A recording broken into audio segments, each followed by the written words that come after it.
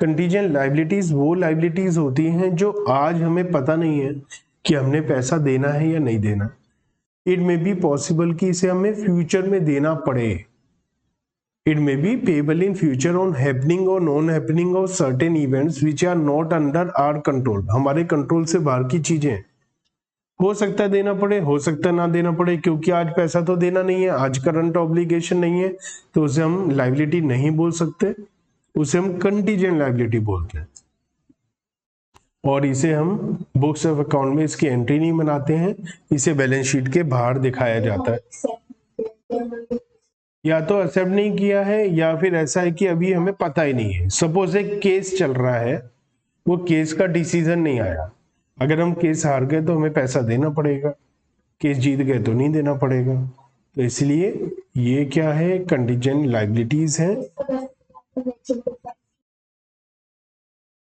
आज हमें पता है उसके बारे में, जो आज के बारे में पता है लेकिन अभी सर्टेन नहीं है, उसे कंटीजेंट लायबिलिटी बोलते हैं, क्योंकि इसकी अमाउंट भी लिखनी पड़ेगी। तो कंटीजेंट लायबिलिटी हमारी हो सकती है claim against the company not acknowledged as debt. किसी ने हमारे अगेंस्ट में कोई क्लेम करा है, हमसे कोई पैसा मांग रहा है लेकिन हम अभी मानने नहीं है उस बात के लिए, लेकिन अगर कोई हमसे पैसा मांग रहा है तो हो सकता है फ्यूचर में हमें उसे पैसा देना पड़े। गारंटी, हमने किसी को की गारंटी ले लिया, जैसे हमने किसी जानकार को लोन दिलवाया और जिससे लोन दिलवाया उसको मैंने अपनी गारंटी दी कि अगर ये पैसा नहीं देगा तो मैं पैसा दूंगा। तो अभी तो पता नहीं, लेकिन अगर जिसको आगे मैंने लोन दिलवाया है अगर उसने पैसा नहीं दिया तो मुझे देना पड़ सकता है, तो ये कंटीजेंट लायबिलिटी है। Other money for which the companies contingent liability liable और हो सकती है, कमिटमेंट हो सकते हैं। कमिटमेंट का मतलब है estimate amount of contract remaining to be executed on capital account and not provided for. कोई ऐसा काम है जो मुझे अभी करना बाकी है, तो अगर मैंने काम नहीं किया तो मुझे पैसा वापस करना पड़ेगा या काम करना पड़ेगा, लेकिन उसकी अकाउंटिंग एंट्री अभी तक नहीं हुई है, इसलिए वो कंटीजेंट लायबिलिटी है। Uncalled liability on shares and other investment partly paid. ये क्या है, मान लिया मैंने किसी कंपनी के शेयर खरीदे, 10,000 शेयर्स परचेज करे ऑफ ₹10 ईच।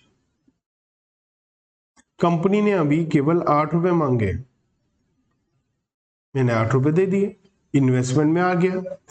जो 2 रुपए अभी तक कंपनी ने मांगे नहीं है वो कभी भी कंपनी मांग सकती है, तो जब कंपनी मांगेगी तब मुझे ये पैसा देना पड़ेगा, तो ये कंटीजेंट लायबिलिटी में है। और अदर कमिटमेंट कोई और पैसा देना है तो वो भी कंटीजेंट लायबिलिटी में आएगा। The amount of dividend propose to be distributed to equity and preference share holder for the period. जो प्रपोज डिविडेंड है, क्योंकि वो इस साल तो अभी दिया नहीं है, पिछले साल का अगले साल दिया जाएगा, तो उसे भी हम एज ए नोट दिखा देते, तो उसे अलग से दिखाया जाता है। और ऐसी area of fix cumulative dividend on preference share also be disclose separately. ये होता है कि हमारे प्रेफरेंस शेयर्स है कुमुलेटिव है। कुमुलेटिव मतलब अगर हमने किसी साल का डिविडेंड नहीं दिया तो उससे अगले साल 2 साल का देना पड़ेगा, 2 साल का नहीं दिया तो उससे अगले साल 3 साल का देना पड़ेगा, तभी इक्विटी शेयर होल्डर वालों का नंबर आएगा। तो इसे भी हम शो करेंगे कि अभी तक नहीं दिया लेकिन देना तो पड़ेगा फ्यूचर में, लेकिन कब देना पता नहीं, इसलिए इसे अलग से एज ए कंटीजेंट लायबिलिटी हम शो करते हैं। क्वेश्चन नंबर 8 में हम लोग देखेंगे कि कौन सी चीज कहां पर आएगी, तो इसे हम लोग देखते हैं कहां आएगा। Bank overdraft. तो बैंक ओवरड्राफ्ट कहां आता है, इसकी हेडिंग कौन सी होती है, करंट लायबिलिटीज, और करंट लायबिलिटी के बाद में ये कहां आता है, other current liabilities. Preliminary expenses कहां आता है, preliminary expenses as such balance sheet में नहीं आता है, क्योंकि हम इसे इमीडिएटली राइट ऑफ कर देते हैं। ये as per accounting standard preliminary expenses हम उन एक्सपेंसेस को बोलते हैं जो कंपनी के फॉर्मेशन से पहले के खर्चे होते हैं, कंपनी को स्टार्ट करने से पहले के खर्चे होते हैं। तो जो पहला साल होता है उसी साल अकाउंटिंग स्टैंडर्ड के हिसाब से इसे राइट ऑफ कर देना चाहिए, तो बैलेंस शीट में ऐसा कहीं दिखाई नहीं देता है। Arrear of dividend, arrear of fixed cumulative dividend, तो ये कहां पर आता है? नोट्स टू अकाउंट में आता है, और नोट्स टू अकाउंट के अंदर कंटीजेंट लाइबिलिटीज में आता है, और कंटीजेंट लाइबिलिटीज के अंदर कमिटमेंट में आता है। प्रपोज डिविडेंड, प्रपोज डिविडेंड भी नोट्स टू अकाउंट में आता है, और नोट्स टू अकाउंट में भी कंटीजेंट लाइबिलिटीज में कमिटमेंट में आता है। Debit balance of P and L, debit balance of P and L का मतलब लॉस। शेयर होल्डर फंड में जो फर्स्ट हेडिंग है इक्विटी एंड लायबिलिटी की, शेयर होल्डर फंड की second heading reserve and surplus में आता है एज ए नेगेटिव आइटम, क्योंकि ये लॉस है, डेबिट बैलेंस है, तो डेबिट बैलेंस होने की वजह से नेगेटिव आइटम में आता है। इसके बाद कंप्यूटर सॉफ्टवेयर अंडर डेवलपमेंट कहाँ आएगा?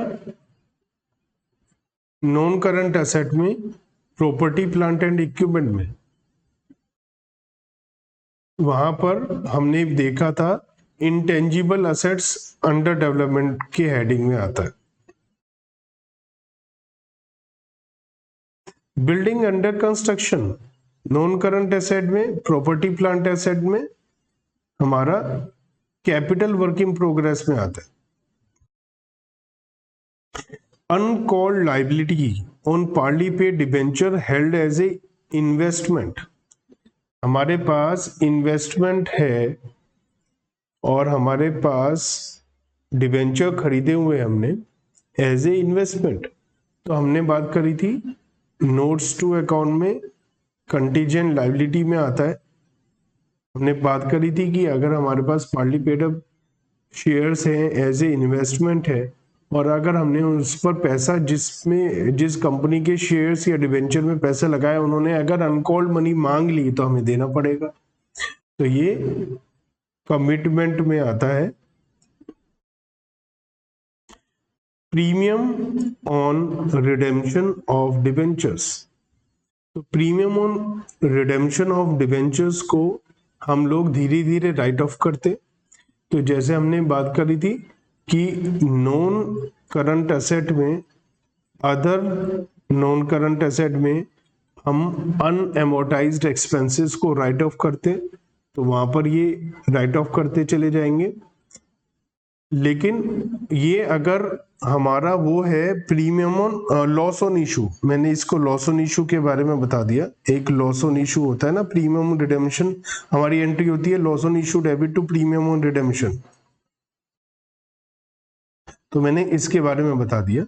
जो प्रीमियम ऑन रिडेम्पशन है ये हमारी लायबिलिटी है, तो ये नॉन करंट लायबिलिटीज में आता है, और नॉन करंट लायबिलिटीज के अंदर ये पैसा हमें 4 साल 5 साल 10 साल बाद देना होगा, तो ये लॉन्ग टर्म प्रोविजंस में आ जाता है। लॉन्ग टर्म प्रोविजन हमने पढ़ा था, जो पैसा हमें 1 साल के बाद में या ऑपरेटिंग साइकिल के बाद में देना होता है।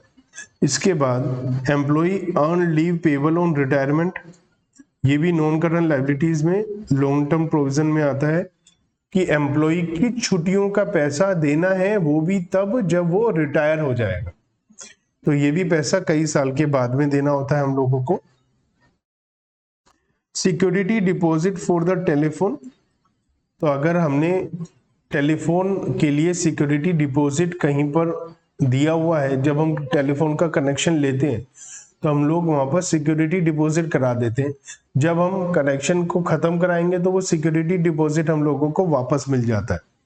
तो ऐसी सिचुएशन में ये पैसा तो लंबे समय के लिए रहता है, लेकिन अगर ये पैसा क्वेश्चन में बताया कब है, नॉन करंट एसेट या करंट एसेट में आएगा, लोन्स एंड एडवांसेस में।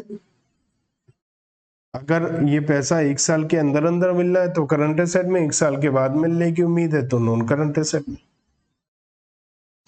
Share application money pending allotment, इसकी तो लायबिलिटी साइड में एक सेपरेट हेडिंग होती है। Cheques and draft in hand, तो ये कैश एंड कैश इक्विवेलेंट में आते हैं। तो करंट एसेट में कैश एंड कैश इक्विवेलेंट में। कॉल्स इन एडवांस कहां पर आती है? कॉल्स इन एडवांस, तो कॉल्स इन एडवांस आती है हमारी करंट लाइबिलिटीज में, अदर करंट लाइबिलिटीज के अंदर कॉल्स इन एडवांस आ जाती है। Calls unpaid, calls in arrear, तो कॉल्स इन एरियर को हम क्या करते हैं? शेयर होल्डर फंड के अंदर शेयर कैपिटल में कॉल्स इन एरियर को नेगेटिव आइटम की तरह दिखाते हैं। Investment in land and building, तो हमने पढ़ा था नॉन करंट एसेट में हम नॉन करंट इन्वेस्टमेंट लिखते हैं, लंबे समय के लिए पैसा इन्वेस्ट किया हुआ है लैंड एंड बिल्डिंग में, 1 महीना 2 महीने के लिए तो हम करेंगे नहीं। Investment in bonds of Reliance, 1 साल के अंदर अंदर रिडीम होना है, तो ये हमारी करंट एसेट हो गई। करंट एसेट के अंदर हमारा current investments. Interest on bonds, जो हमें इंटरेस्ट मिलना है, तो करंट एसेट के अंदर अदर करंट एसेट, जो इंटरेस्ट मिलना है, एक्रूड इंटरेस्ट बोलते हैं इसको हम। कोई रिजर्व है तो रिजर्व हमारी शेयर होल्डर फंड के अंदर, रिजर्व एंड सरप्लस के अंदर, अदर रिजर्व्स में आ जाएगी क्योंकि इसकी मेन हेडिंग है नहीं उसमें, तो ये अदर रिजर्व्स में आ जाएगी।